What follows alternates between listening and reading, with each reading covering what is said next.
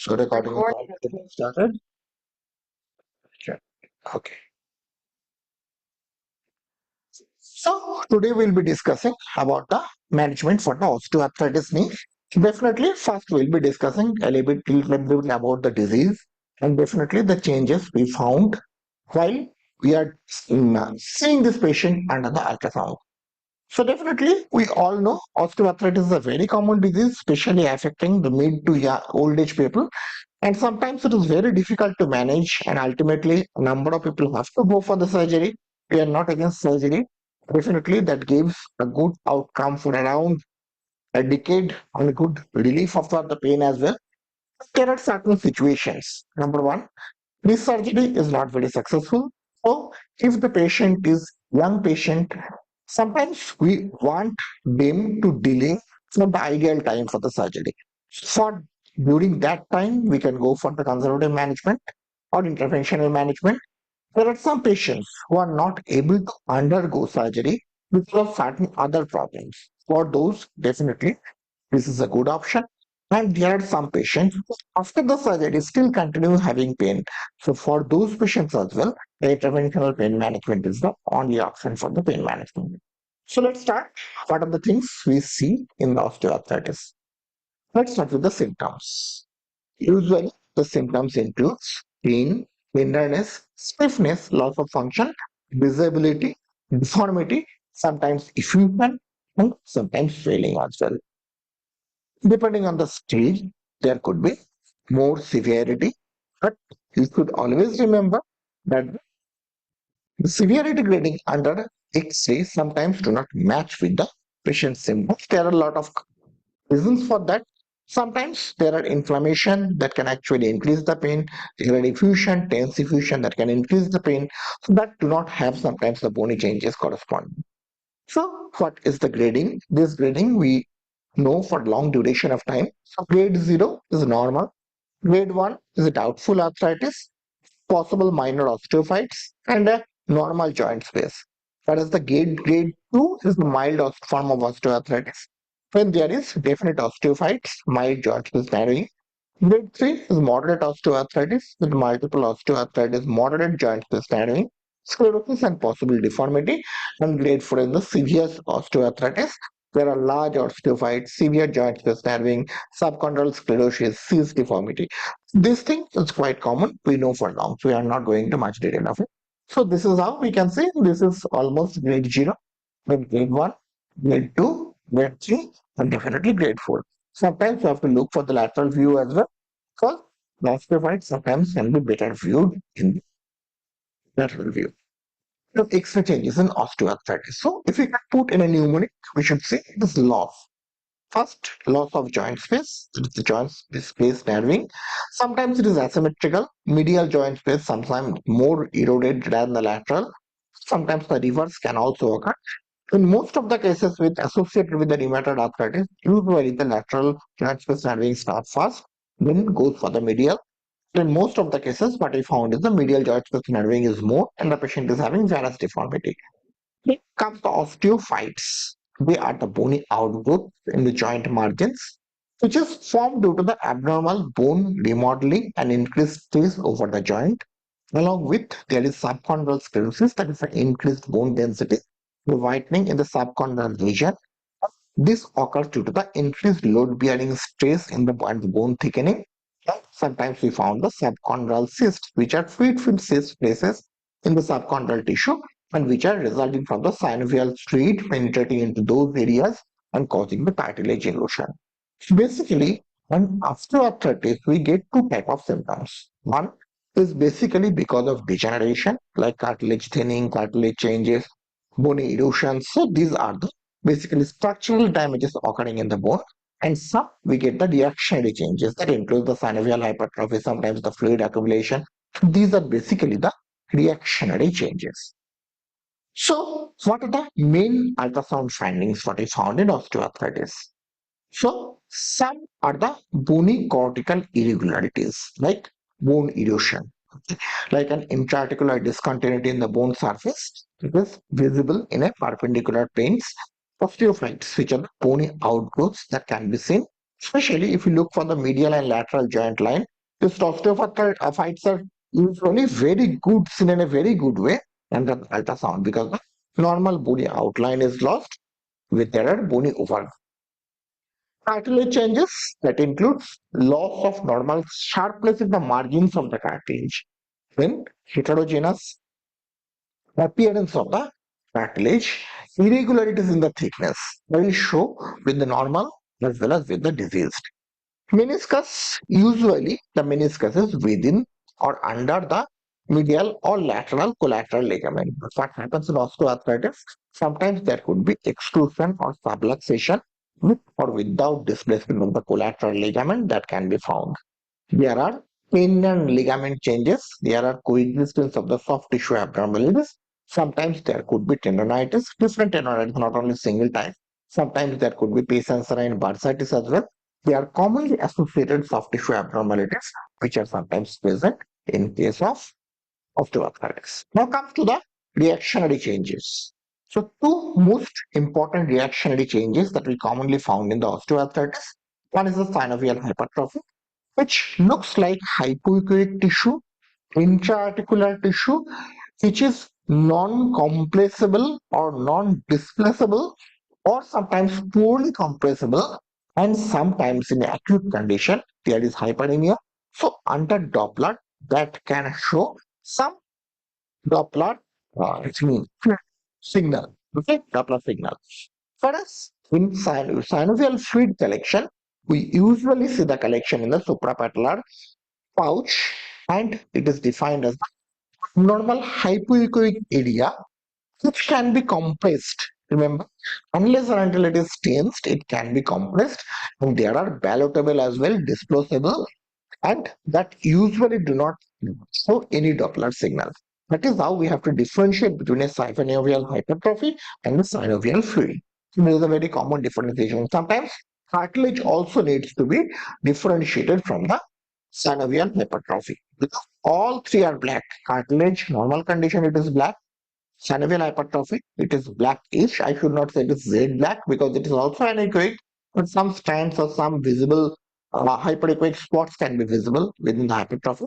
And definitely, fluid is always hypoechoic. Unless and until there are strands within it or septa within it, it usually remains clear hypoechoic area and which can be ballotable and that is compressible as well apart from. If you look at the cartilage, three changes that we observe commonly in the cartilage. One is the loss of sharpness. The left is the normal picture, the right is the abnormal picture. So this is the femoral cartilage, but we can see previously we have seen the cartilage. So top of the cartilage you see a smooth surface in normal condition, which normal in osteoarthritis that normal sharpness is lost. Then here it is Z black, but here the blackness is varying. Means heterogeneous appearance and irregularities in thickness. Here the thickness is regular, here the thickness is irregular. So that is the important changes in the cartilage. So here also you can see that is also showing cartilage thinning, irregularities and sometimes heterogeneity. So these are the important changes that we have found in the cartilages. Now, other structural changes. So they includes, I have already told you about the osteophytes and bone erosions.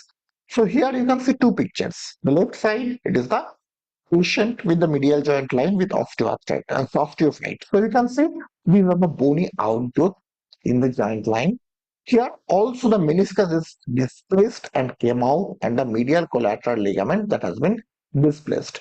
Similarly, here you can see it's a normal condition and here you can see the femur and tibia in between the triangular meniscus can be seen and here it is not displaced. Remember, I already told you the collateral ligament has two areas. One is the superficial band, one is the deep band.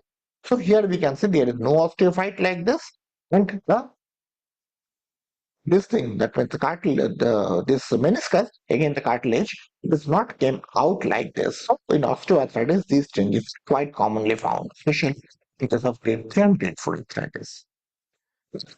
This also shows a extruded meniscus, where meniscus and osteophyte can be clearly seen, and definitely it causes the displacement of the medial collateral ligament as well. Sometimes in the tendons and ligaments, soft tissue changes can be visible. And in those cases, you will be able to see this type of changes. So those who have learned the last test things, so it will be easy for them. For those who have not completed the last test class, it could be a little bit difficult. So here, these are the pictures that is showing a synovial hypertrophy and fluid as well. So here we can see these the synovial hypertrophy with some Doppler signals. Usually, this type of slight variation is possible.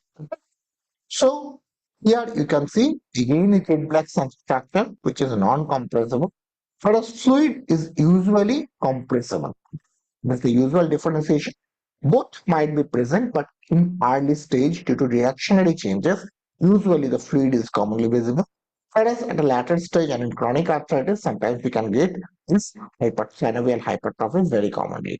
So here we can see the structure previously we have learned. This is the patellar fat pad. It is the patellar fat pad. Okay, coming back. This is the suprapatellar fat pad. And this is the prefemoral pad pad. In between, there is suprapatellar bursa. Previously, in normal volunteer in last day, you have seen fluid is almost negligible. But there, here, we having a significant amount of fluid in between these valves. Okay? Sometimes it could be more. In a number of cases, sometimes we found it more. And definitely, here in this ultrasound scanning, you can see the fluid and it is compressible as well. Okay? So you just observe it is compressible, and this is the cross-sectional view. In cross-section also showing the compressible nature of the fluid. Okay? So that usually found in the osteoarthritis. So we have learned about these changes that we can see in the ultrasound.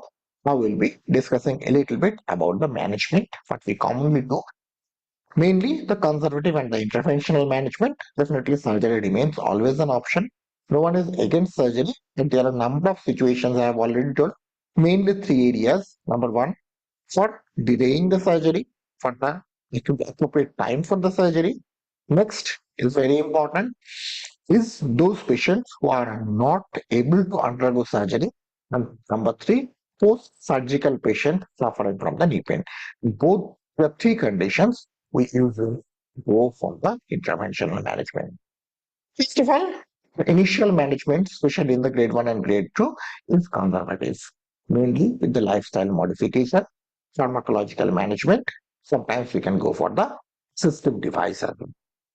Lifestyle modifications include weight loss, low impact exercise like swimming, cycling, walking, physical therapy to strengthen the muscle around the knee, and definitely the quadriceps and hamstring drills that we commonly prescribe to patients in this stage.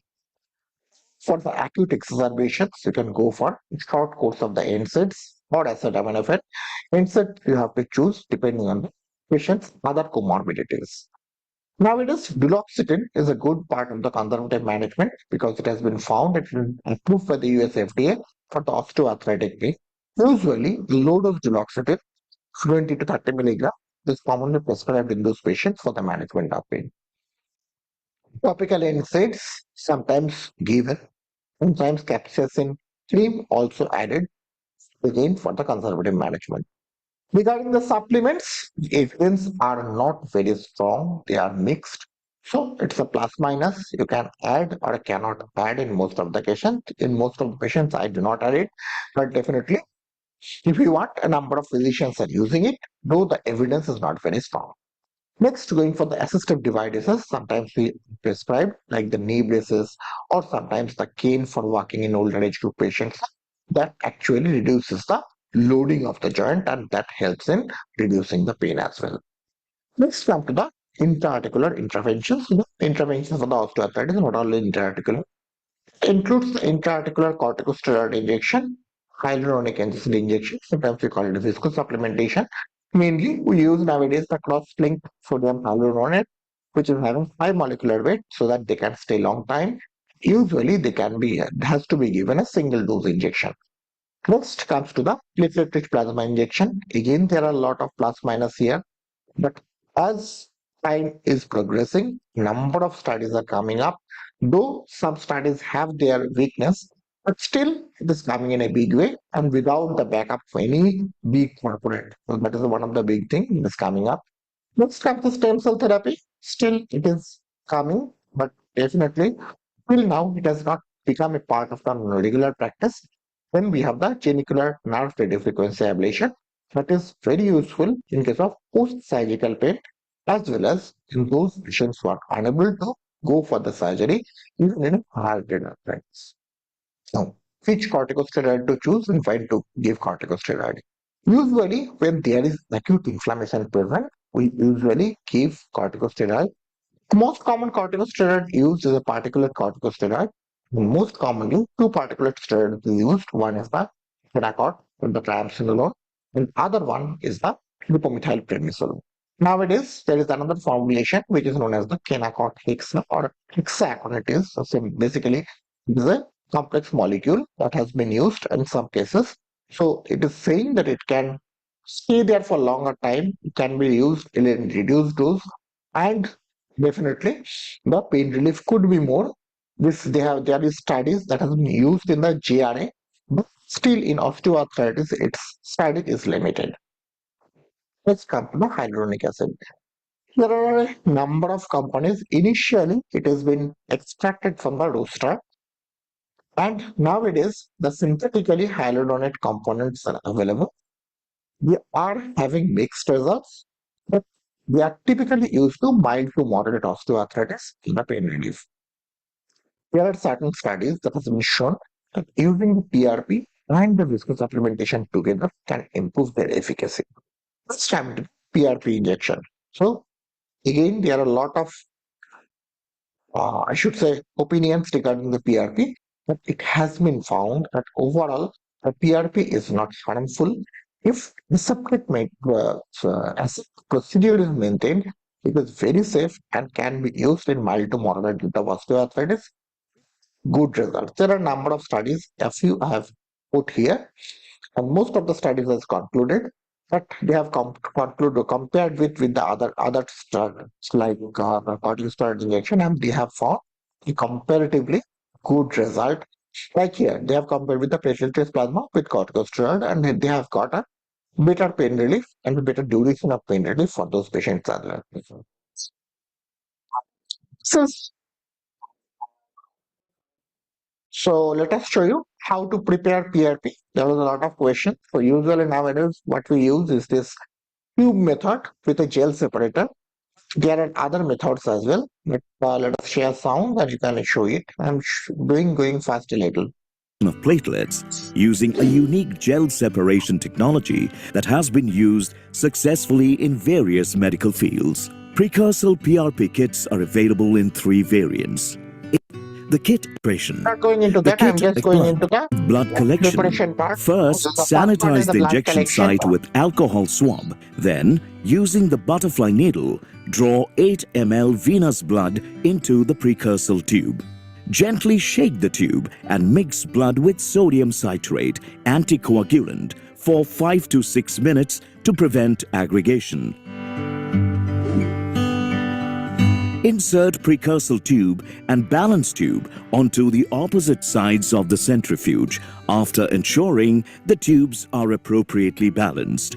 Set the centrifuge speed at 3500 RPM and spin for 15 minutes. After centrifugation, carefully take out the tubes without disturbing the content. The visible white platelet layer can be noticed now.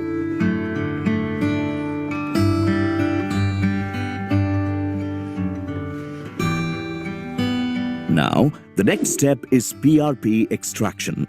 First, release vacuum by placing a needle on the cap of the tube. Following that, extract around 3.5 to 4 ml of PPP using 3-inch aspiration needle, which can be attached to a 5 ml syringe without shaking the tube.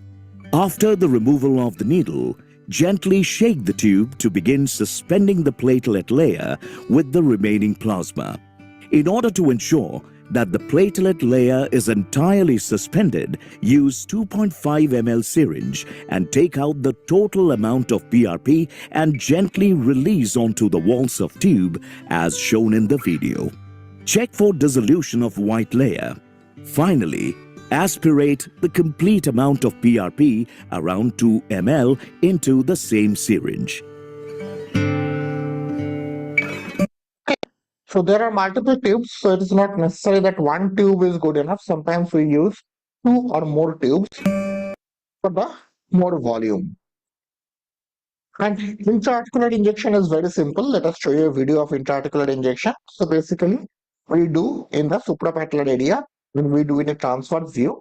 So we put the probe in transverse manner, and from lateral side, usually we go inside, and inside this black area, necoic area, and then if we have to aspirate, we go for the aspiration. If you have to go for the PRP or viscous supplementation, we inject it with the same needle. This is a very simple technique. Definitely requires a little bit of practice. Those who are doing blindly can easily change it, but definitely sometimes will be required. Let's come into the genicular nerve radiofrequency ablation. Remember, one of the biggest problem with the conventional radiofrequency ablation in the genicular nerve radiofrequency ablation remains size of the lesion of the normal conventional radio frequency is only 2 to 4 millimeter diameter. And it's a problem for the knee, hip, or in case of shoulder because here the nerve location is not very precise.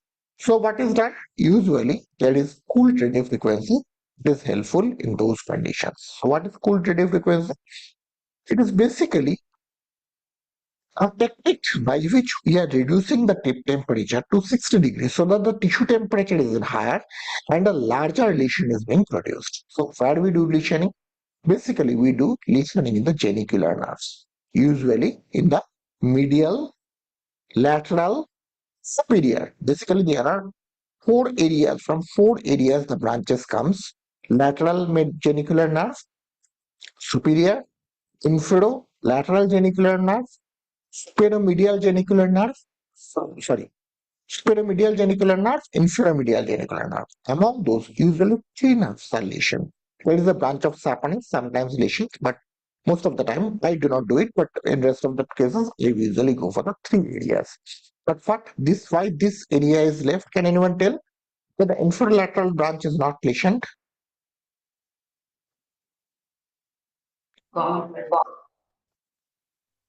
Common peroneal. That's it. So sometimes here the common peroneal is coming, so we don't want a peroneal neuropathy. That is what this nerve is usually spared.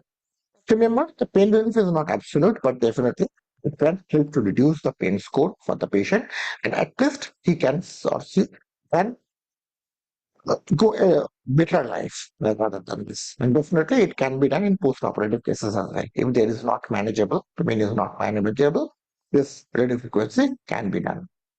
Come to the indications. Indication mainly include the chronic knee pain due to the osteoarthritis, where the conservative management has failed. Intraarticular injection initially tried but failed.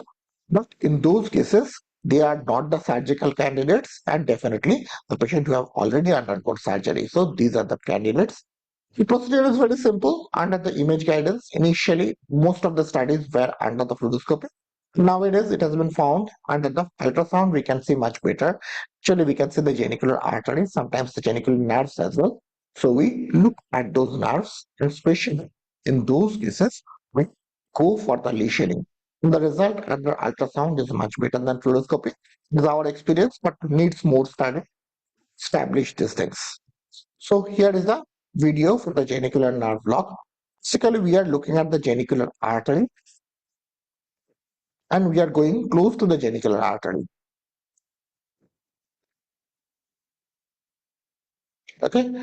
And initially, we have to put a little bit of local anesthetic. Okay. Then we have to go for the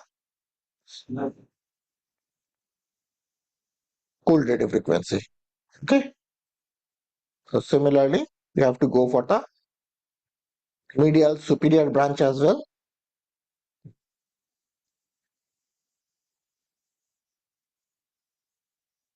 Here initially the local anesthetic is given. After giving the local anesthetic, you can actually go for the radio frequency. Go close to the artery.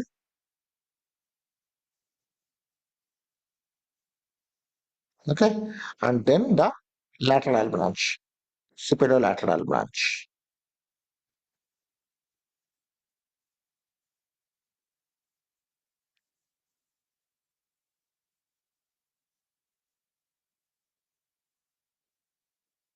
Okay.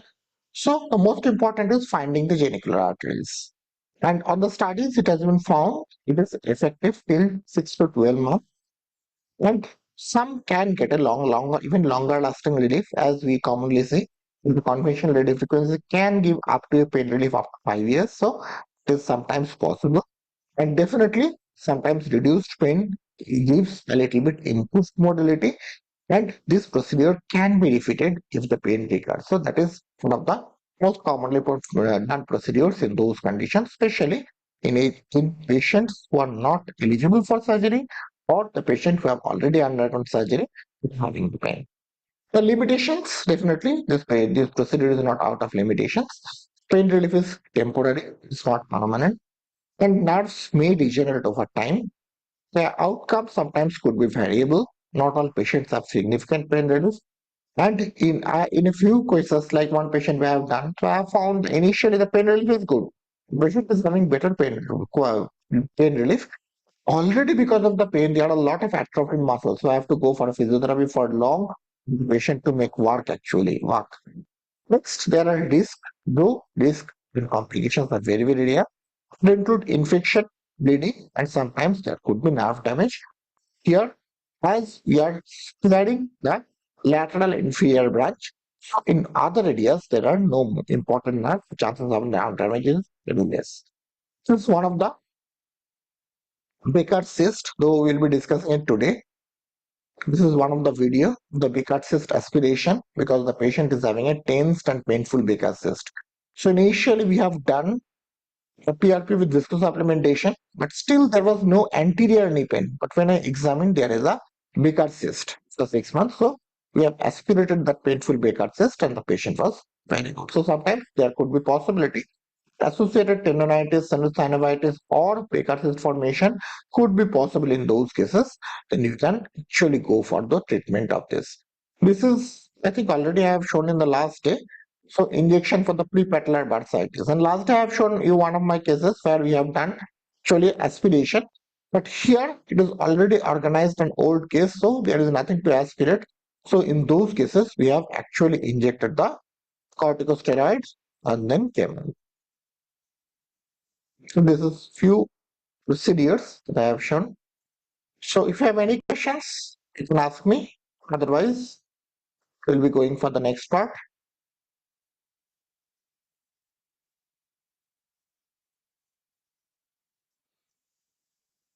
Okay, so let me request one thing, Chinmada.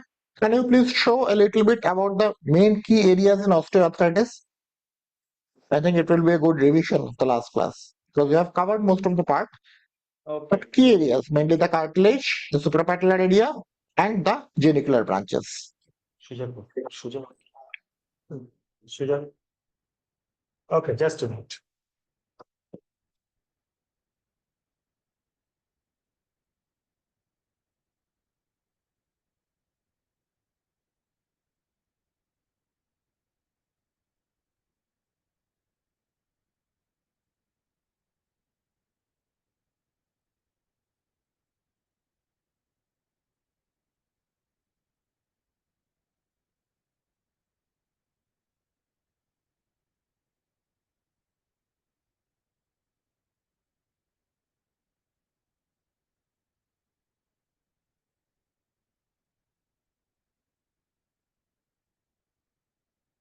Okay.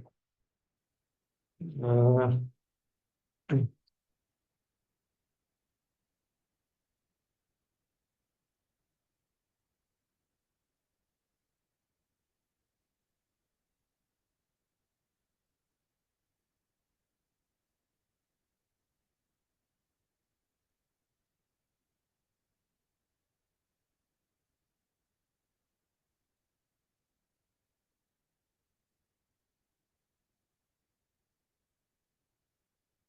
okay. I think you can uh, see the volunteer leg, no? Okay. Dejuti, am I audible and screen is visible? Yes, doctor. Yeah, you can see? Yes, yes. Okay, okay. Okay, so osteoarthritic changes. So as soon as a patient of osteoarthritis comes to you, where we will see. So first we will see that whether this patient has any cartilage loss or not. So first, for seeing the cartilage loss, we will just a minute.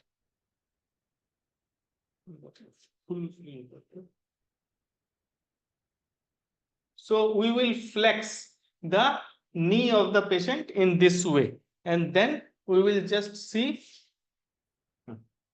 in the suprapatellar area. Suprapatellar area, I will just hold the probe in this way. So I can see the width of the cartilage. So here, what I can see.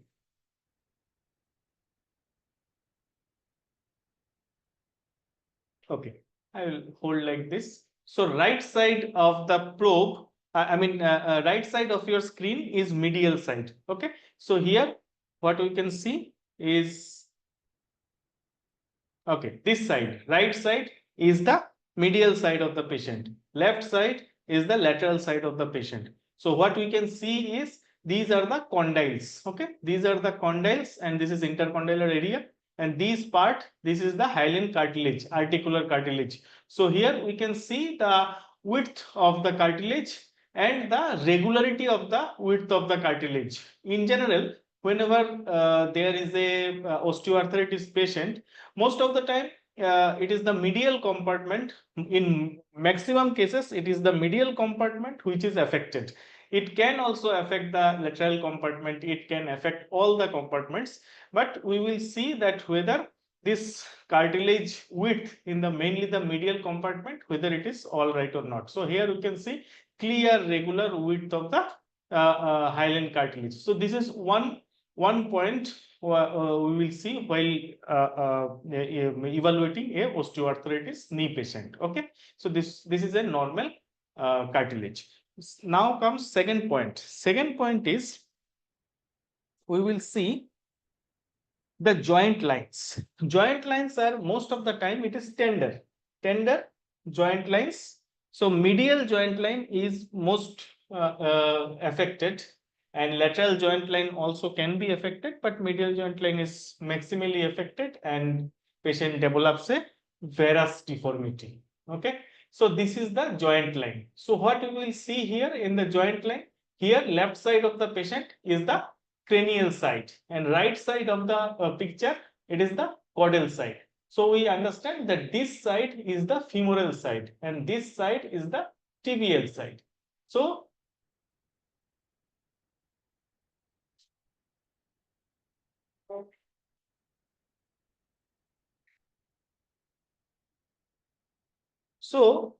while I am putting the probe in this way, when I am putting the probe, so first we will see these condyles are rounded or not. The edge of the condyle is rounded or not.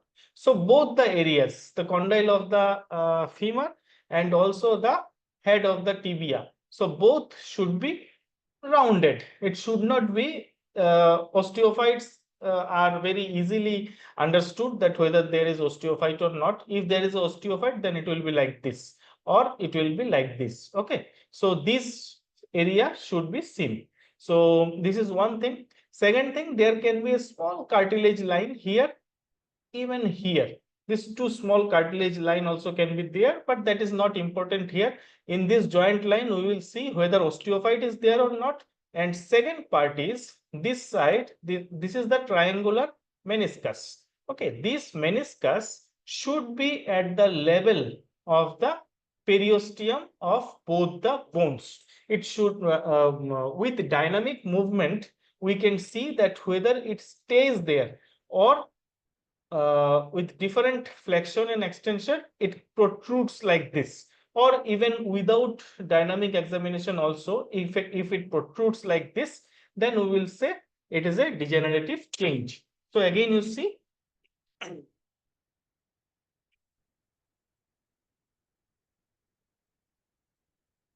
so this is a joint line, and we can see clearly that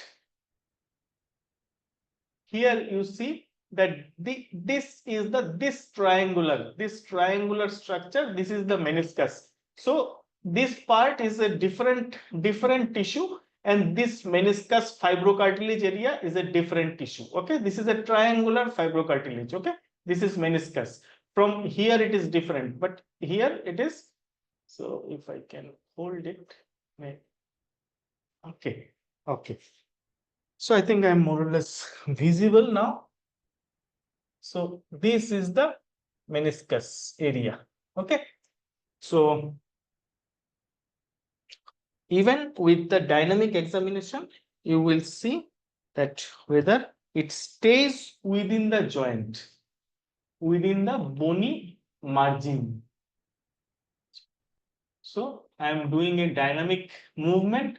So with flexion and extension, it remains with the its margin, and bony margin remains at the same line. Okay. So it is not coming out, it is not protruding out. So this is what is called normal meniscus. Okay, so this is second thing. So first one we saw the cartilage width. Second one, in the joint line we will see both in the medial joint line and lateral joint line we will see osteophyte, and we will see whether the meniscus is protruding out. Third thing, we will see in the joint line only medial collateral ligament and lateral collateral ligament. So here it is in the medial side, so we'll see the medial collateral ligament. So whether we can see that there is a clear fibrillar structure is going above the joint or not. So we can see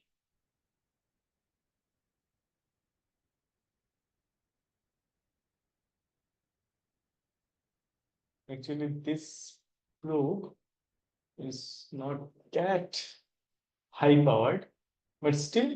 So this is the medial collateral ligament. This is the medial collateral ligament. This part is meniscofemoral ligament. And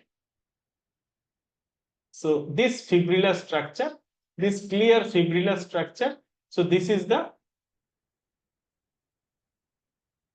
medial collateral ligament. So if there is a rupture or there is some degenerative changes, so this fibrillar structure will get disrupted. So this fibrillar structure will get disrupted. So this is the fibrillar structure. So this is the fibrillar structure. Okay, this is the fibrillar structure. Okay, so this is the medial collateral ligament, and even in lateral side also we will see the joint line, and here also the similar.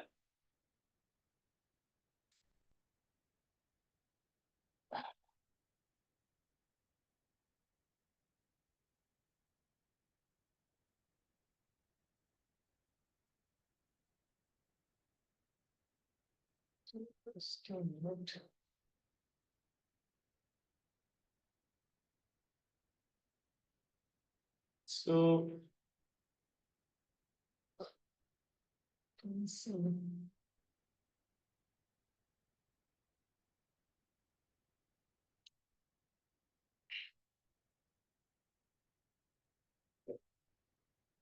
so this is the joint line, and we can see two things are very clearly seen, that there is no osteophyte, and so there is no osteophyte. This rounded structure, this is the rounded ending. This is the rounded ending of the tibia and femur, and this is the above. You can see that collateral ligament.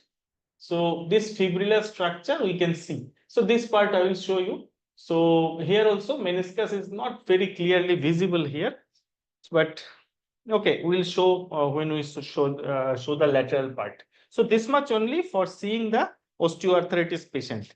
And while seeing in the anterior part, we will see that whether there is any kind of effusion or not. So effusion, already last day I showed you that we will search for effusion between the two fat pads. One is suprapatellar fat pad. So this is the suprapatellar fat pad, and this is the prefemoral fat pad.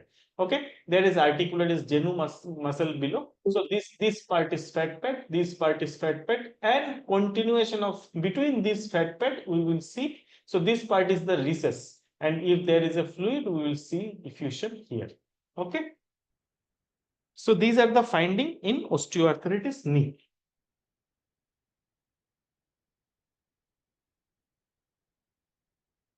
So if you have any question, please ask.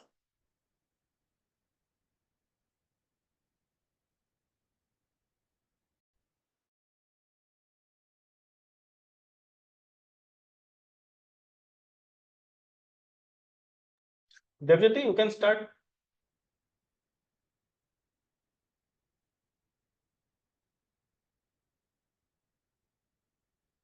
Hello, am I audible? Yes, yes. So, any questions?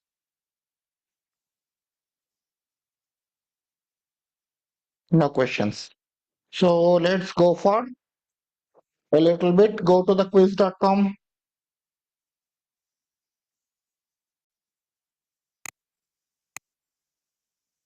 Please join first.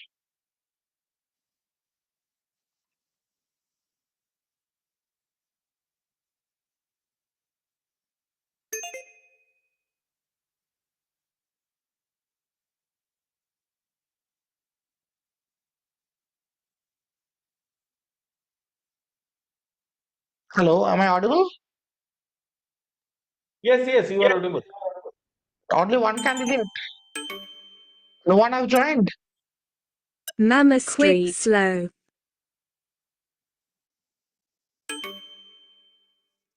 Please join first. It was very small. This time we are. Captain King.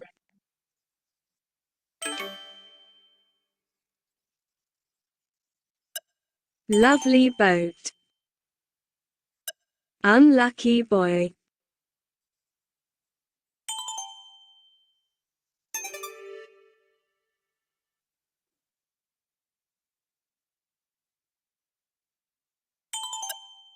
Ah. Random wasp. Okay. So, Dr. Payne. requesting all to join. Please, it is anonymous, so nothing to worry. If you are giving long answer, that is also fine. Okay. Random ice joined. Play and create. Which ultrasound feature indicates synovial hypertrophy in knee osteoarthritis?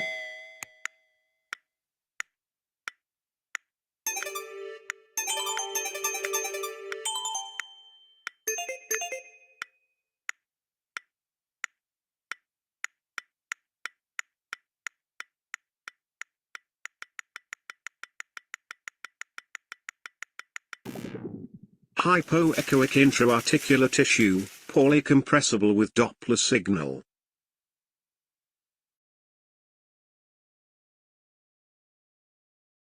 What is the main advantage of PRP over corticosteroid injection in OA management? Uncle woman joined.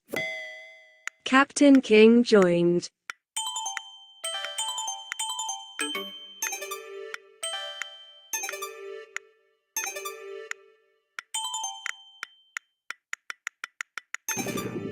Longer lasting symptom relief in medium to long term.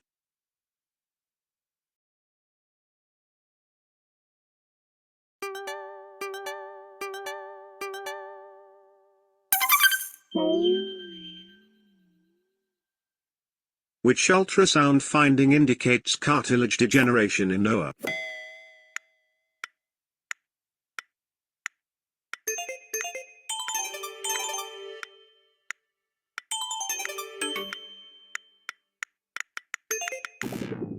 Loss of sharpness and heterogeneous texture.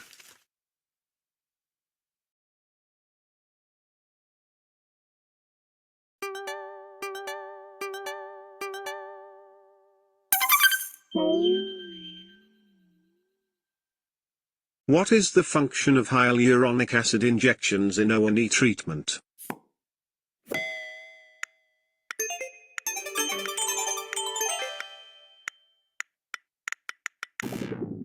Lubricate joint and provide pain relief.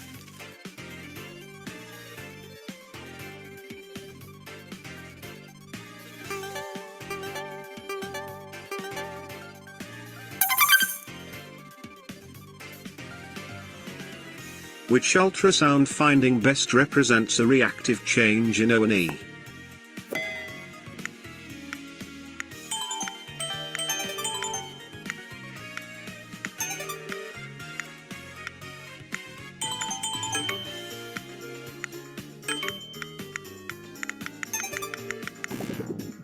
synovial fluid collection.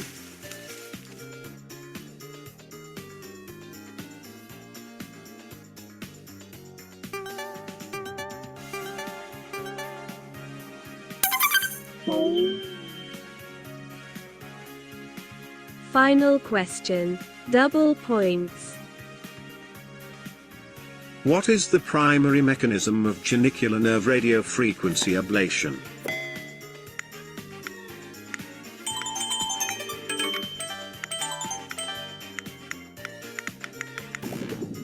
Heating sensory nerves to interrupt pain transmission.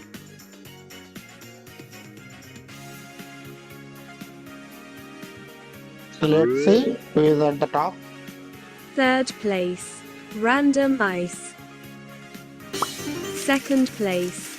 Mama Street. And the winner is Random Wasp.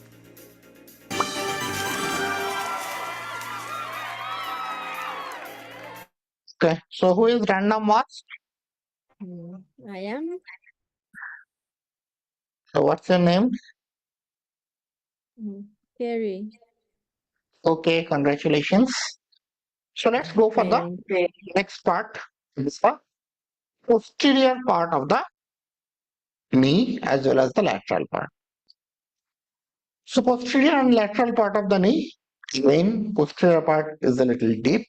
So here we have to mostly use the card ultrasound. And the common problems that we found is basically the cysts.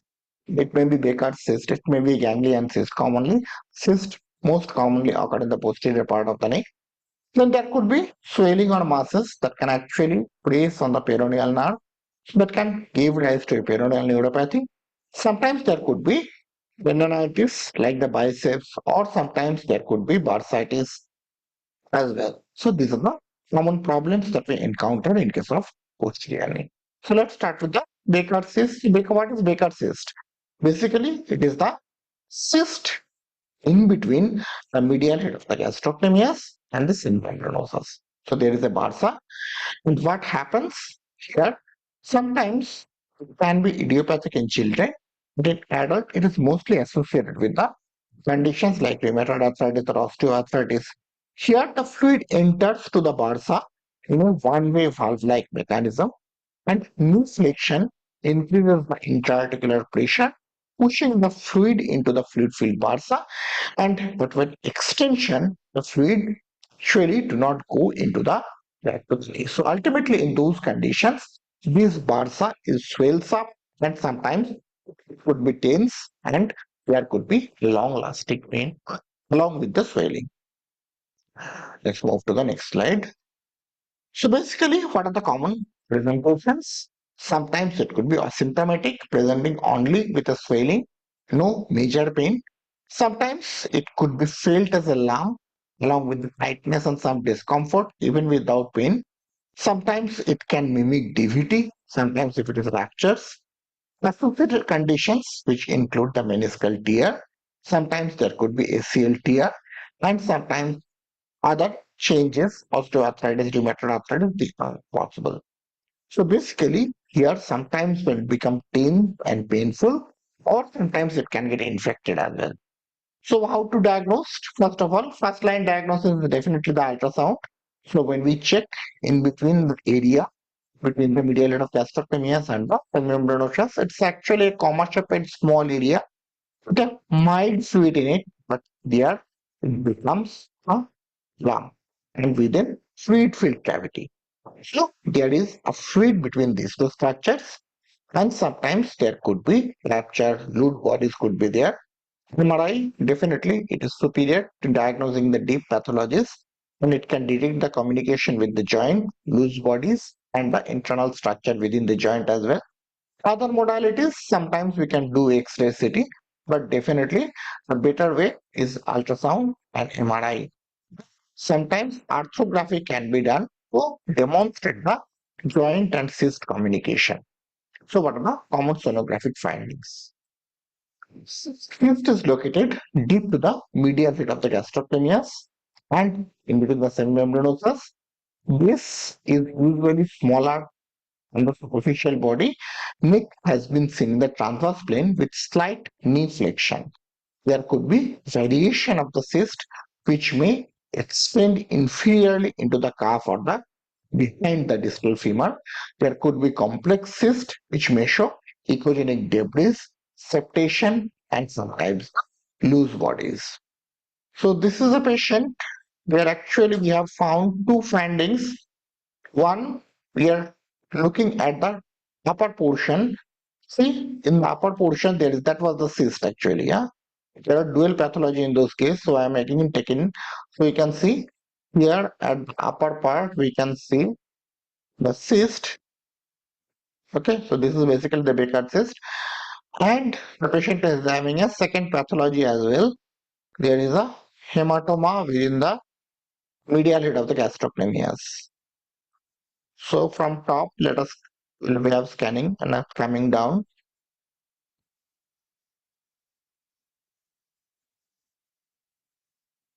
Okay, so this was the cystic part. And as we are moving, the cyst is vanished. That is no longer the cyst. As we come down for this patient further, there is another swelling, and there was a large hematoma for that patient as well. Okay, as we have gone down, there is a big hematoma within the gastrocnemius, and we required an ID for that as well. Okay. But definitely here the cyst was asymptomatic with a very large size cyst, but cyst was asymptomatic. The patient mainly came for the swelling, then there was a hematoma. Coming to the complications, what complications might occur? There could be rupture, there could be infection, sometimes there could be pains, and sometimes that can cause painful calf swelling. Sometimes there could be hemorrhage, there could be infection, there could be compression, and for the intervention, yes, it is only a cyst. We can go for the intense cyst, painful cyst. We can do a needle aspiration for the symptom relief. And definitely, we have to rule out the infection. We can send the fluid for the routine and culture so that we can get what it is. And if the cyst is recurrent or complicated cyst which cannot be aspirated, then we can go for the surgical excision as well. So here, this video I have already shown you. It's a video of Baker cyst aspiration. So needle is put inside the cyst. That was a painful Baker cyst. In fact, the first time we have given the PRP with hyaluronic acid, there was pain relief, but the posterior pain was remaining. That's why we have to go for the Baker cyst aspiration for that patient. Differential diagnosis. Definitely, in the differential diagnosis, it could be popliteal aneurysm, soft tissue tumors, posterior ganglion cyst, and diagnostic clues. Sometimes there could be area of the cyst in the location that is most important. Then we can conclude ultrasound is the initial part, at least for diagnosis, and good for the procedures. MRI is more definitive, and definitely we require the clinical suspicion, image correlation with accurate diagnosis, and then management. Before going to the semimembranosus bursitis, let us see this area. In fact, while doing ultrasound, we divide this area, that is the posterior part of the knee, in three segments. What are those segments? Usually, we divide into posterior medial, posterior middle, and posterior lateral segment. So to understand the Baker cyst, let's the area. Okay. Everything should I show? Yes, yes, yes. I've already told you. Okay. Hmm.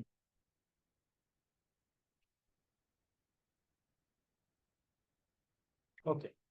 Uh, here. Okay. Before that, have you shown the 3D anatomy part at least?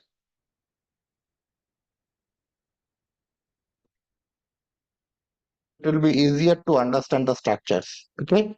And you are showing. You have already shown. Okay. You just show the study anatomy. Okay. Okay. Just just few lines about this 3D anatomy. So I will show you the posterior middle part, medial part, and lateral part. So this side is medial. Okay.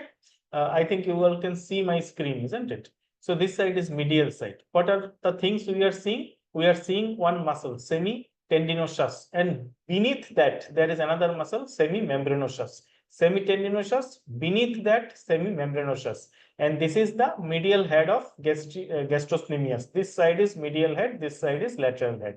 Okay, so too many muscles are not there, only few muscles. Okay, so just remember, in the medial side semitendinosus, below that semimembranosus, and this is the gastrocnemius medial head, and this is the lateral head. If I hide the gastrocnemius, then you will see that over the medial condyle, this side is the femoral condyle medial side, this semitendinosus is a tendon much earlier. From here only it has become a tendon, and it ultimately it is going in the front side. Of course, we have seen Peyronie's bursitis semi SGT.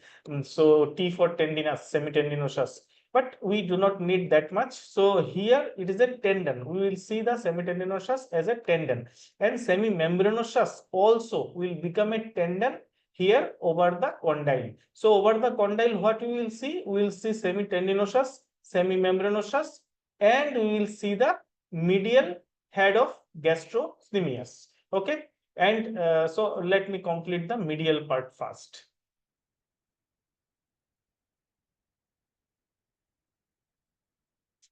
Okay, so I think all of you can see this area.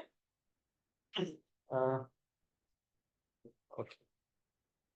so in the posterior knee, so here in every patient in the posterior knee, you cannot see the whole knee together, because whole posterior knee together, because it is a quite large area, and our footprint of the linear probe is not that much that you can cover the whole area. So here right side of the screen is the medial side of the patient. This side is the medial side is right side of your screen.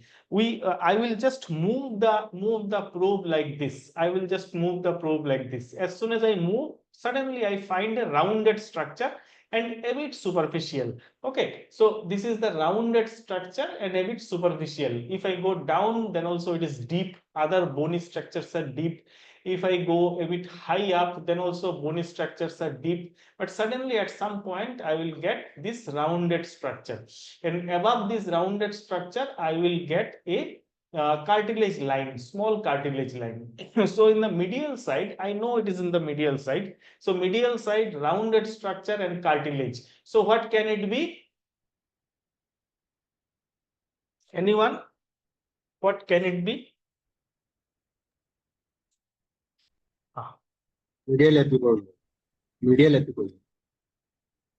Condyle, femoral condyle, medial femoral condyle. Okay.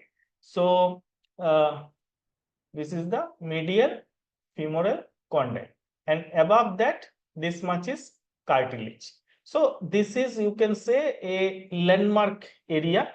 As soon as you see this part, you understand some other parts also. So as soon as you see the cartilage area, you see this muscle. Okay, this condyle area. As soon as you see this rounded condyle, you see this muscle. What is this? This is the medial gastrocnemius. Okay, medial head of gastrocnemius muscle. This one. Okay, so just you see, when I go again a bit proximally. Okay, so here, as I told you, as soon as I see this condyle, so as soon as I see condyle, I understand that this is medial head of gastrocnemius, this is medial femoral condyle. So if I go a bit proximally, as soon as the medial condyle is gone, so I cannot see the gastrocnemius well. Gastrocnemius is also gone. Okay, so now I am going up. So what I can see? So I can see some other two muscles here. So this is one muscle, this is one muscle, this is one muscle, this is one muscle. So here you can start from the surface anatomy also. This half is the lateral half, and this half is the medial half. So I can start over the medial half, but a bit from proximal side. So as soon as I see from proximal side, I see two muscle here, and this is a bit pot shaped, you can say. So this is one, and this is 1. Okay, so this is a pot shaped structure. So this one is one muscle. What is this muscle? Semi-tendinous. Yes, this one is semi-membranosus. So we have shown the picture that semi-tendinosus is superficial and semi-membranosus is below. So this is a pot-shaped structure, and we can see this in this medial half, these two muscles are there. As I told you, semi-tendinosus become tendinous much earlier. So we will now see this one. Let it become tendon. So it has become tendon. Okay, it has become tendon. So now I am coming down towards the condyle. I have put the arrow over one tendon, and I am coming down towards the condyle. So at this point over the condyle, this is one tendon. So this is semitendinosus. Semitendinosus is not going to attach here. It is going to the front side, to the pes anserine tendon, as a pes anserine tendon. So we will see it here only. So this is semitendinosus tendon. Now I am going up again. Okay, so I can see this is the muscle belly of semimembranosus. So now I am coming down, down, down, down, down. So this is also getting gradually tendinosus. Tendinosus. So again you see this has become a tendon. So this is the tendon. Okay, this part, sometimes it will become black and sometimes it will become white. So now it is black and again it is becoming white, black, white. So any tendon will show this phenomena. If I decrease a bit, so when I come over the condyle, then I can see very nicely that there is one semimembranosus tendon. So this one I understood that this is the semimembranosus tendon, and just above that this is the semitendinosus tendon. So I have understood that this is semitendinosus and this is semimembranosus. I can make it black and white. Okay, and here also this one also shows anisotropy, but a bit less. This one is, you can see that this tendinous structure, I can make it more black. So I have made it more black. Now I am making it a bit white. So these are two tendons. Now, between these two tendons and gastrosthenias, there should be a small area of recess, posterior recess, which is the area for Becker cyst. Now, he is a volunteer. Hardly we will be seeing any that type of recess. So this area, a small amount of maybe 0.1 ml fluid is there, 0.1 ml or 0.2 ml. But this is the area for searching the Becker cyst. Okay, so what are the things? One is the medial head of gastrosthenius, and one side this is the tendon of semimembranosus. Between this we will see the area. So this amount, this small amount, you can see this small amount of liquid. So this is the area of, because it is completely anechoic liquid. So this is the area of Becker cyst. So here you cannot see anything because he is a volunteer. Otherwise, between these two structure, you will be seeing the Becker cyst. Okay, so that's why it is always called semimembranosus gastrosthenius bursa also. Sometimes it is called gastrosthenius semimembranosus bursa. So this tendon you have understood, and this is the area. Okay, and here there is a tendon of gastrosthenius also. So but it is between the medial head of gastrosthenius and tendon of semimembranosus. So this area. Okay. So this is the medial side. I think clearly understood that where to search for. Okay. Now I will show you the lateral side. Stop share. Stop share. Okay. So lateral side also, just see. So as you understood, this is the medial side. This part is medial, this side is lateral. So lateral, what we are seeing? We are seeing, so here also, this is the gastrosthenius. Okay. So this part is gastrosthenius. This time we will show this side. So this is nothing but the biceps femoris. This is the biceps femoris, and this part, this is of course will not come. This is vastus lateralis. So this is the biceps femoris, only one muscle. Okay, but this has here it is in picture. It is not there, but it is a short head and long head. Both the things are there. Long head will finish. Finish early, and short head will continue. Okay, biceps femoris goes at a distal site and joins at the fibula. Okay, biceps femoris comes here. So if I make it undo, so you can see biceps femoris. So it has two heads, and both the heads are coming to joining here in the fibula. So anyway, so I will show you the biceps femoris, and when I come down, then what I will see? I will see lateral gastrocnemius, and below the lateral gastrocnemius, I will see part of plantaris. Okay, part of plantaris. If I come below, I will see popliteus also. So this is in this area, these muscles we will see, nothing more than that. So we understand one muscle is biceps femoris, another is gastrocnemius lateral head, and below that one is your plantaris, and this is popliteus. Okay.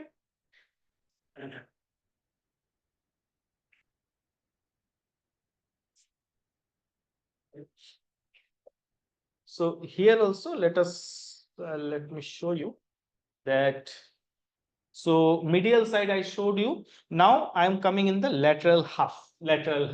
So here also the same formula. First, that I am going down, down, down. Suddenly I saw that okay, condyle is here. So as soon as I see this condyle and I see this much of cartilage, so I can understand that where I have placed the probe. Okay, so this is the lateral femoral condyle, and this is the cartilage. Okay, so I will go a bit superficial to, proximal to that. I will go a bit proximal. So when I am going proximal in the lateral half, what I can see, so here also there is a pot type of formula. Okay, so let me draw the pot. This pot is a bit slanting pot.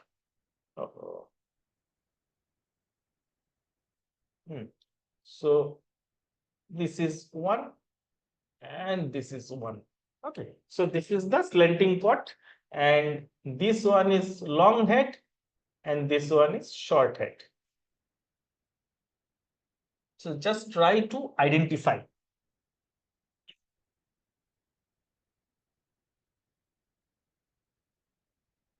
So left side is lateral side. So condyle we have seen. Now I am going up, up, up, up, up, and I can see this spot again. So medial side also we saw this spot, and lateral side also we are seeing this spot. So we have understood that this is one long head. Here, just the opposite of their name, that long head will finish fast and then become tendinous fast, and then short head will continue. So this part is short head. So I'm going down, down, down, down, down, down. And as soon as the condyle comes, so here two muscles will start. One is lateral head of gastrocnemius, and another muscle is popliteus. So not popliteus, plantaris. So you cannot trace that. This biceps femoris is gone. This part, this and this biceps femoris, they are going. They will go to the fibular side. So we are not seeing the fibula. So they are going now. So okay, we have just understood that okay, this was biceps femoris tendon. Okay, now we will focus on this part. So this part we have understood that as soon as the condyle we have seen, we are seeing the lateral head of gastrocnemius also, and below that there is another muscle. So what is this muscle? So this muscle is nothing but the plantaris. How do we understand? Because we understand that this plantaris muscle, they just above they start from the condylar area, just above the condyle. So this area is the plantaris. This area is the plantaris. So gradually plantaris becomes smaller, and plantaris is a small muscle. So it will become tendinous from here. Okay, and this is the this total part. This is the lateral head of gastrocnemius, and this plantaris has become smaller. And where is popliteus? So popliteus, remember, it is below the vessels, neurovascular bundle. Here is the popliteus. Yeah, here is the popliteus, and this part was plantaris, and this is the lateral femoral condyle. So just to understand and recognize these muscles, so as I told you, first step is to find the condyle. then go up and see two again a pot type of thing, slanting pot. So this one is the long head, this one is the short head. As I come down a bit, I can see lateral head of gastrocnemius also, and below lateral head of gastrocnemius, I see another muscle, and this muscle is nothing but plantaris, not plantaris, popliteus. This muscle is popliteus, and below that, if I go in the tibial head area, then I will of course see below the neurovascular bundle, this is the popliteus muscle. Okay. So this is the lateral side. Now I will show you the middle part. So middle part, what is important? First thing, in the knee, when I'm putting the probe like this, you have to understand that all are black and white, but all structures are not same. Okay, so this is a muscle. Okay, this is a muscle. What is that? This part is a muscle, but this part is not a muscle. Okay, if I go up,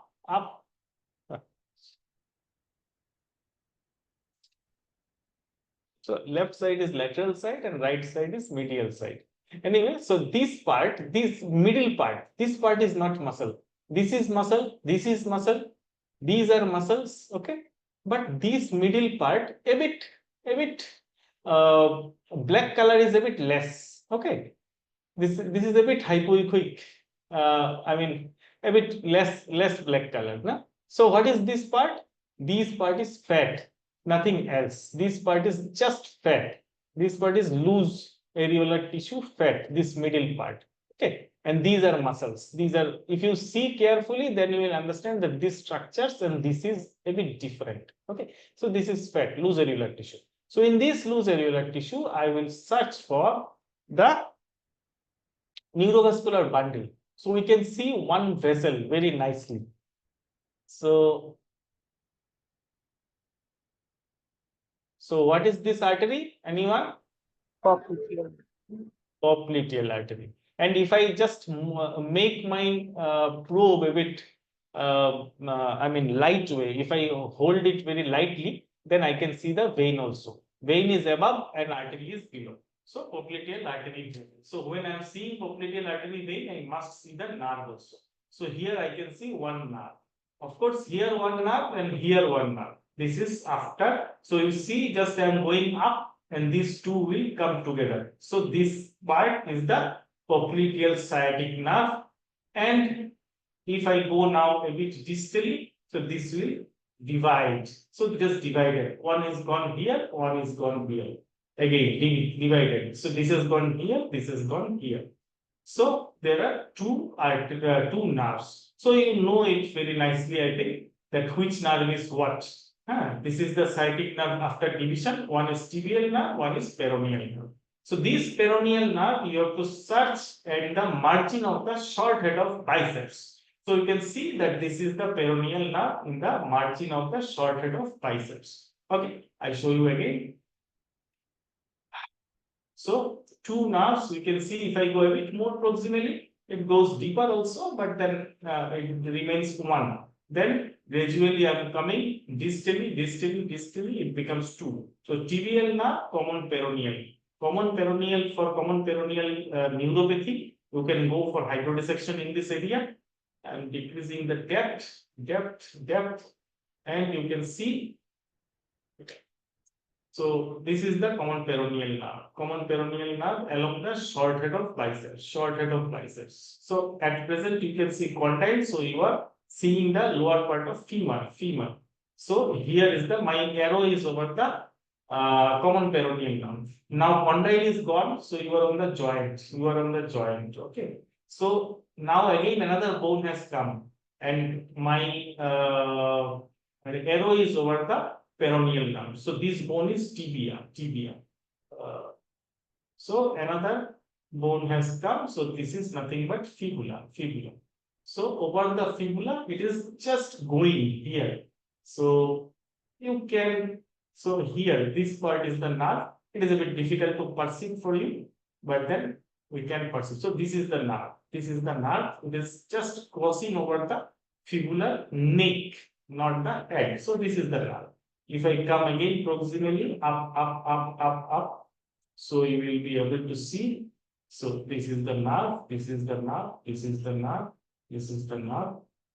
So we can actually trace this is the nerve, this is the nerve, this is the nerve, and this is coming and joining to the tibial nerve. So this is the area of importance: lateral, medial side, and medial side. Okay. Okay. I think posterior part is. So any question here?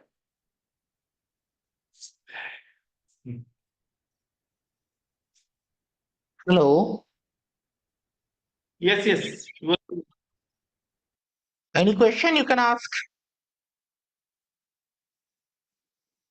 Have you understood? Hello, sir. Excuse me. Yes.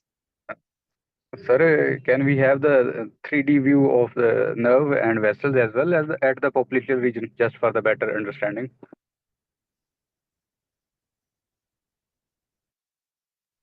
Devjyoti, can you start your 3D anatomy? I don't know how it comes. Okay, what you want to say? Once more, Wilfredo. With nerve. Sir, Which nerve it is? 3D view of the nerve. uh, Okay. I mean, at the popliteal region, both the nerves and the arteries, just for the understanding, Okay, sir. okay.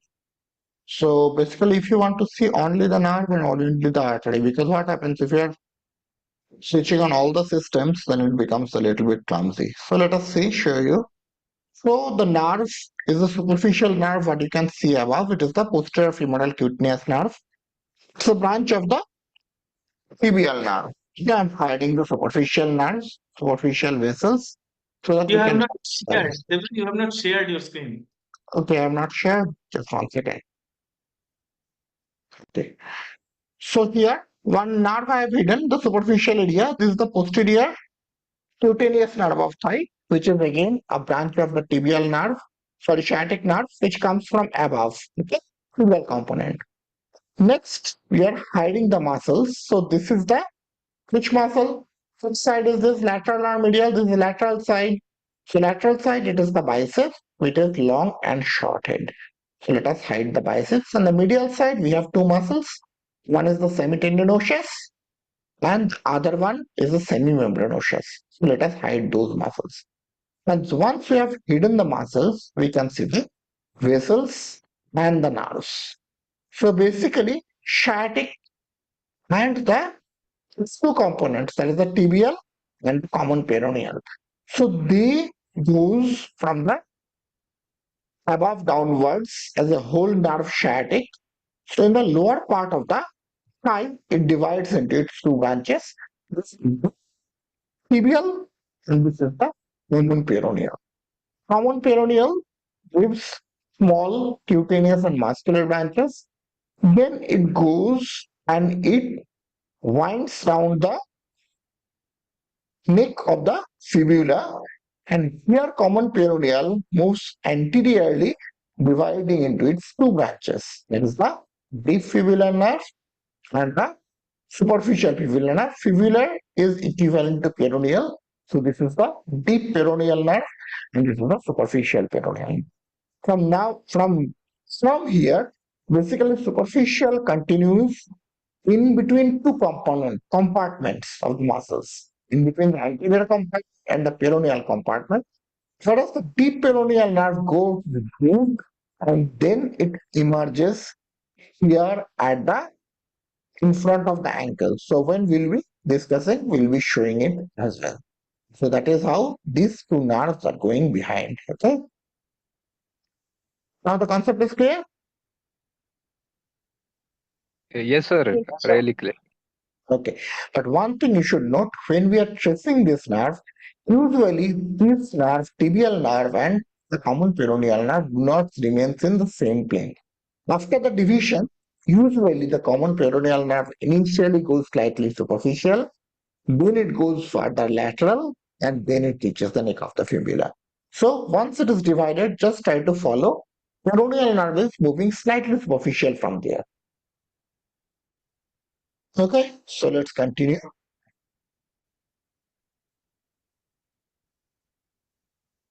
Just one minute.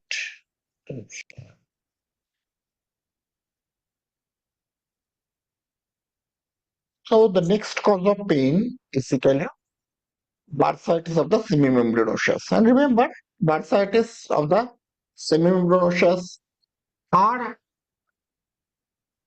not very uncommon. Basically, just 1 second. It's not coming because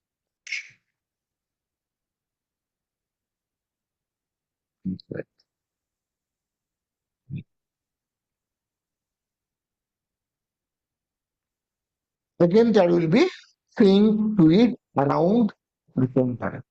Basically, sometimes it is a little bit difficult to differentiate from the Becker cyst as well. So what happens is basically around the semimembranosus bursa, there will be accumulated fluid. Okay.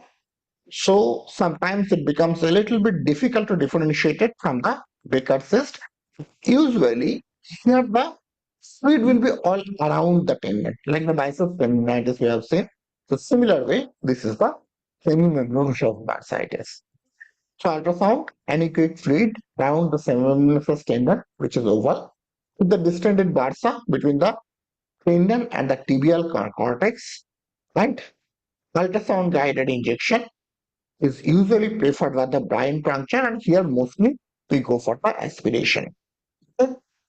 Next are the cruciate ligament tears. Again, a very common problem, but here the ultrasound guided management is a little bit tricky. Sometimes definitely in partial tear we get some good result, but in full thickness tear actually there is no way, you have to go for the surgery. So diagnosis primarily based on the clinical findings, history of the knee giving away. Then definitely we can go for the Droid test, we can go for the Lashman test to find out. And for the PCL, we can go for the posterior sag sign. Okay. These are the commonly done tests to find out that whether we have the subluxation is there or not. But remember, here the most important is MRI. Without MRI, you cannot diagnose a cruciate ligament tear. Okay. Sometimes we use ultrasound for the injection, but for the diagnosis, it is definitely not MRI, which is the most important. Now here we have to go for a T1 and PDFS view. So here it is an intact anterior cruciate ligament that we can see. But if we see a diseased cruciate ligament, then we can see here there is a tear and it is a little bit wavy. Here it is almost complete tear. Here it is a partial tear showing wave margin for both of the PDFS views. Here there is another sign that can occur, is known as the bone bruising sign. This is because of the ACL tear. One portion of the bone is hitting over the lower part of the fibula. So that is sorry, femur. That is why in both the bones, slight hydrogen ion accumulation. You can see that means edema is there. Here how the PCL looks in the T1 view and the PDFS view in the normal condition. Here we can see the partially torn view of the PCL in the PDFS and T1. Okay. So that is how it looks under the ultrasound. Here it is a look for the ACL, and definitely in some patients we can go for the, remember, while looking for ACL in ultrasound, do two things. One, maximally hyperflex the knee joint and then try to look at below the surface fragment. So what we'll found, a ligament which is seen in the transverse is known as the coronary ligament, under which you can actually see the anterior cruciate ligament. Remember, this is very important while we sometimes go for the injection. So here So it is a today we are going condition to where we are demonstrate doing for a the, partial tear of anterior cruciate ligament in this patient for who this suffered patient an I got a injury. very good কতদিন আগে result হয়েছিল চোটটা? actually. Have to So here we have located, this is the deep, you can see the anterior in between cruciate the two ligament here, condyles. this portion. You can see the Above it is anterior the cruciate ligament, superficial fat. and here the PRP. Tilt the probe upper part there if it's next. Okay, he wants to give, not taking much color. Let's check for the hyperemia. Okay. Then we have given the local anesthetic. After local anesthetic, we are putting our needle deep to that area. Basically, we're trying to go into this.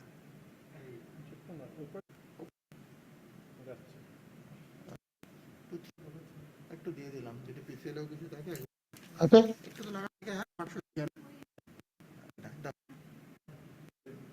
So that is how we can go for cruciate ligament injections. But remember, it is very important that here the most important part is not the diagnostic. Here for the partial tear of the ACL, PRP injection can act sometime, and definitely here we require more researches, but the result is not bad.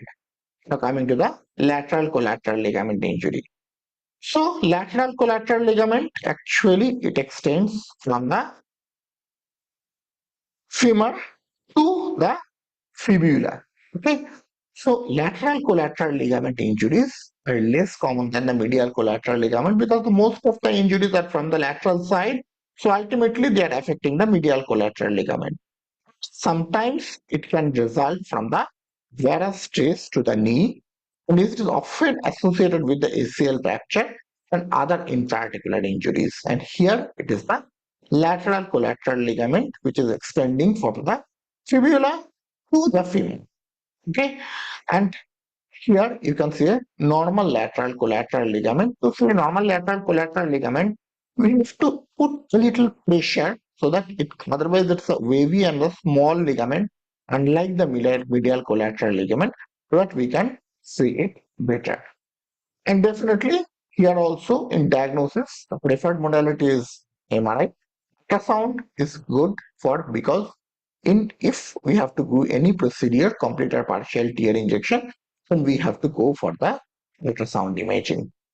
Clinically, there is actually we have to check for the other ligament injuries as well, and there is pain along with sometimes if there is partial tear or sprain only, we can go for the conservative management. If there is a full thickness tear, we have to go for the surgical management. And another important structure in the lateral part is the iliotibial band. So what is iliotibial band? It is basically a thickening of the deep fascia of the leg, which starts from the top at the level of the in between. Basically, iliotibial band is the lower part is here where it is attaching to the gyrus tubercle of the tibia. Above, it is attached with the multiple structures, among which it is the tensor fascia lata and gluteus maximus inserts over it. And remember, at the upper portion, one structure that this already we have discussed that the external snapping hip syndrome, and here in the lower part, it causes basically the iliotibial band syndrome. So let us go for the basically what happens while there is movement, especially for the athletes, the iliotibial band does friction over the femoral condyle. That's why there is inflammation and pain at this point. So basically, there will be lateral knee pain, which could be worsening with the knee flexion extension, tenderness over the lateral femoral condyle. Sometimes there could be bursal extension, sometimes could be edema, and there could be iliotibial band thickening. So basically, here it's a case of iliotibial band syndrome. So here the Obert's test commonly done, which is positive. You can see the fluid collection in the iliotibial band.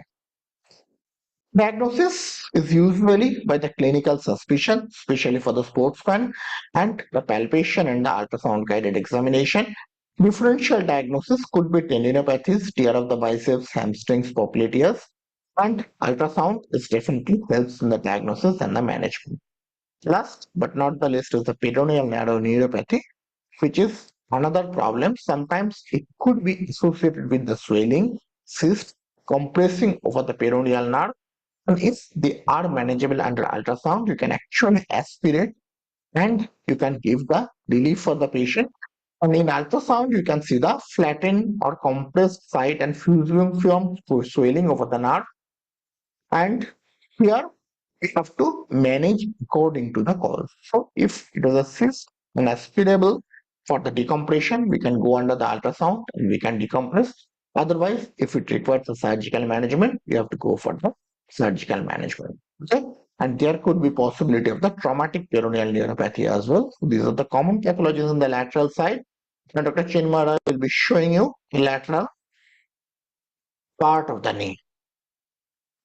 So, but before Chinmada starts showing, as I am here, let us show in the Chinmada, are you ready? I will show a little at the 3D anatomy. Yes, 3D anatomy. I'm ready. Okay. Okay. So let us see what are the structures we can say. Okay, only muscle and this thing, because otherwise, if there are too many things, it will be very difficult to do. In the lateral portion of the knee, we have this is the iliotibial tract and the iliotibial band as well. So here there could be friction at this point. If we hide this in the lateral part, we have the important structures. This is the biceps femoris, which is having two heads. One head we know attached to the ischial tuberosity. Other head is attaching with fibula. And in the lateral knee, here though it is not shown, previous picture in the slide I have shown you. From here to here, we have the collateral ligament, lateral collateral ligament, and from here to here, we have anterolateral ligament. So there is not only one ligament, but two ligaments present here. And from here, it will be coming is the peroneal nerve that I have already. So someone has asked and I have shown. So let's start the demonstration.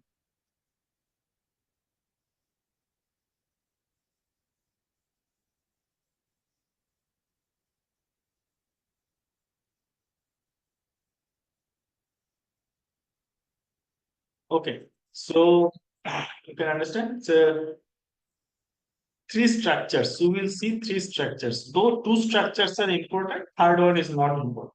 So what are the three structures here? So we can make one Z type of thing. I mean, this is just you can imagine Z means like this one, this one. So it is a I will show you that first is I will put the probe like this. Okay, put the probe like this direction. Then the lower caudal end, this caudal end, I will move it like this. Okay, then again the cranial end I will move like this. So this is the jet type of movement. What I am doing is first I will show. So here the caudal end will be on Gardis tubercle.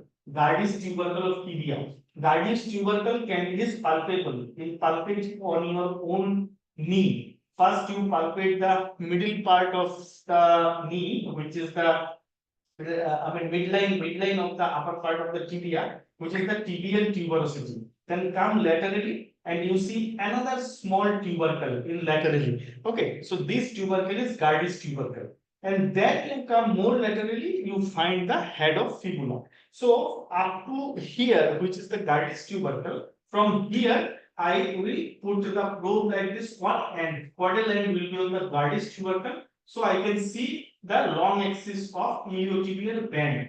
Then I will move the lower end to the fibular head. So I will be able to see the this one, we have lateral collateral ligament, lateral collateral ligament. Okay, then I will move the proximal end to see the tendon of biceps femoris. So biceps femoris tendon is not that important here. Hardly, of course, sometimes we can get biceps femoris tendinopathy. I got a patient, biceps femoris tendinopathy. I have uploaded it in YouTube also. But otherwise, mainly the iliotibial band and lateral collateral ligament. So as I told you, there's that I can palpate the front side. I'm palpating the tibial tuberosity. Then I'm coming here. I can palpate. This is the Gardis tubercle. So from here, I'm putting the probe like this. So I am on the iliotibial band.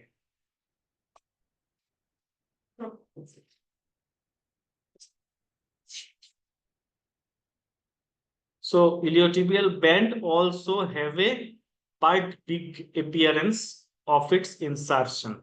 Bird beak appearance of its insertion. So this is the tibia. This is the tibia upper part, and this part is nothing but the Gardis tubercle. And this part is femur. Okay, this is the tibial end, and this side is meniscus, as I told you, we are seeing. So we are now interested in only these part.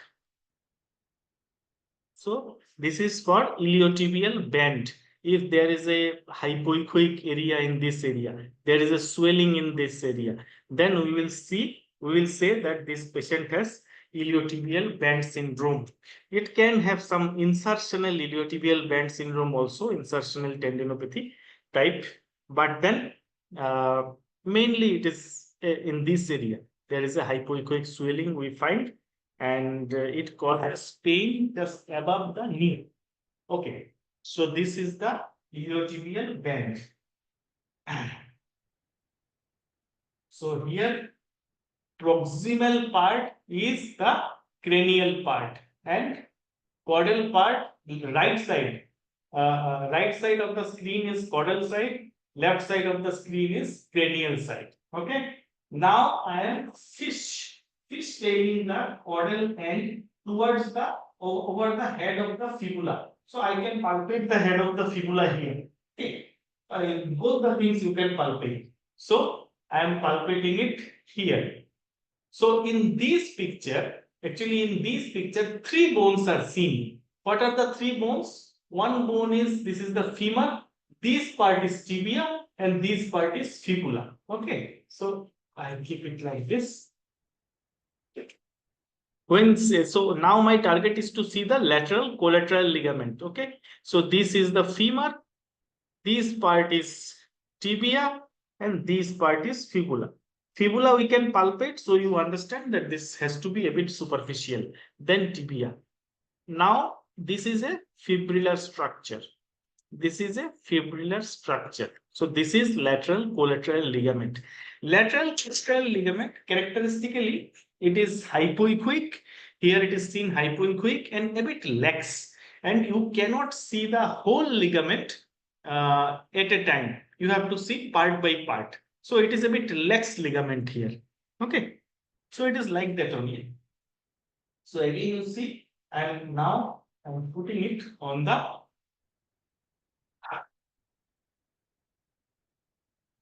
okay. So there are three structures, and just you see this one is the fibrous structure. So this is the fibrous structure, and this is the end of the fibrous structure which is going and attaching in the fibular head. So this is the fibular head ending, and this is the hypoechoic line. This is the hypoechoic line, hypoechoic structure. So this is the lateral collateral ligament. It is a long ligament. It is a long ligament. So this is the lateral collateral ligament. So remember, here we see three bones: fibula, tibia, femur. Okay, and this is the lateral collateral ligament. Okay, so you remember that this is lateral collateral ligament, and just if I go like this, then I will be able to see the iliotibial band also. Okay, this is the iliotibial band. It looks completely different. Okay, so after viewing the lateral collateral ligament, of course, so this is the lateral collateral ligament. This is the lateral collateral ligament. I can fistale the upper part now. So if I do a fistaling of the upper part, I can see this tendon. If I go more, you can see one muscle has starting. So this is the muscle which is starting from this tendon. So this tendon is nothing but the biceps femoris tendon. This is the fibula, and this is the biceps femoris tendon. This is the biceps femoris tendon. Okay, so these three structures are there. You can separately you have to see these three structures. So, oh, someone was able to show me the lateral joint line here. So this is the lateral joint line. So by adjusting the ultrasound probe, you can see a bit better. So as I was showing you the osteoarthritis changes, so this rounded structure is normal. Okay. If there is osteophyte, there will be like osteophytic nipping on the bone. So this is normal. And in between, you can see so this is the fibrocartilage. This part is fibrocartilage. So fibrocartilage also, and above that, this part is your part of the, this is just part of the lateral collateral ligament. Okay. So if this meniscus protrudes that much and you do not see anything, this fibrillar structure we can see a bit. So if we just see that this fibrillar structure is also not there, then we will suspect that this patient has degenerative osteoarthritis. Okay. Any other thing? Otherwise, this much So is left. otherwise, will last quiz is remaining. So let us please join. You're doing very fast actually. Join first.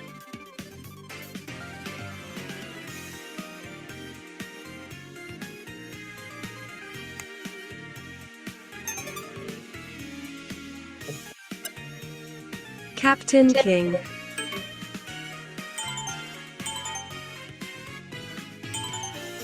Lovely boat. Mama Street.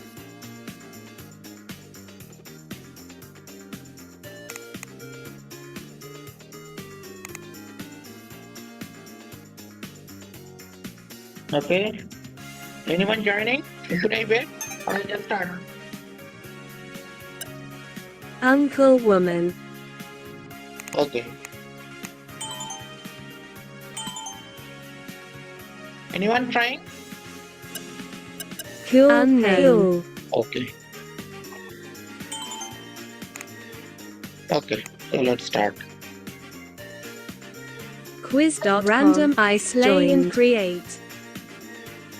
What is the most common anatomical location of a Baker's cyst?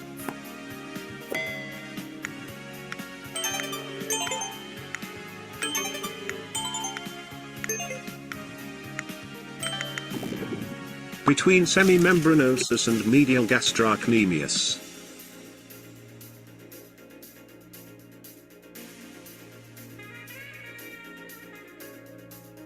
What is the preferred first-line imaging modality for diagnosing Baker's cyst?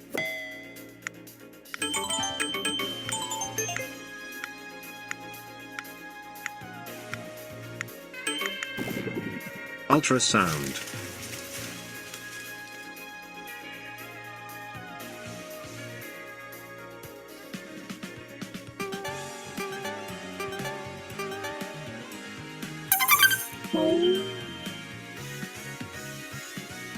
Which of the following is a key sonographic finding of semimembranosus bursitis?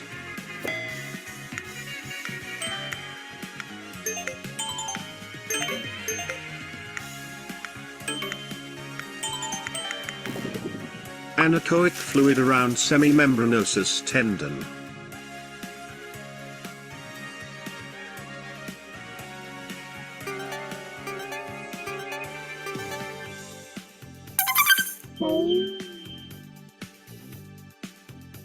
Which of the following best describes the mechanism of Baker's cyst formation?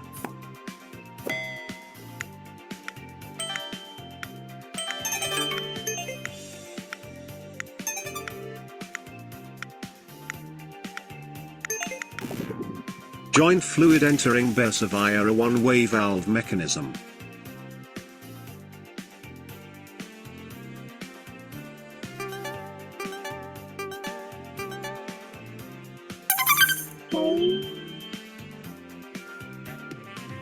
Which condition is caused by repetitive friction of the iliotibial band over the lateral femoral condyle?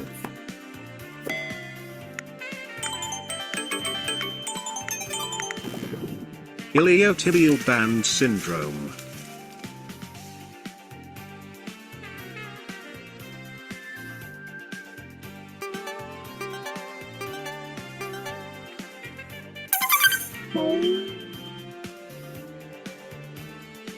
Final question.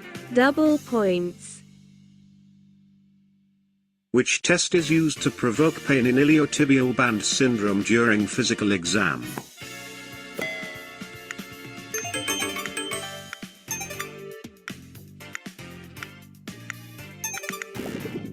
Ober's test.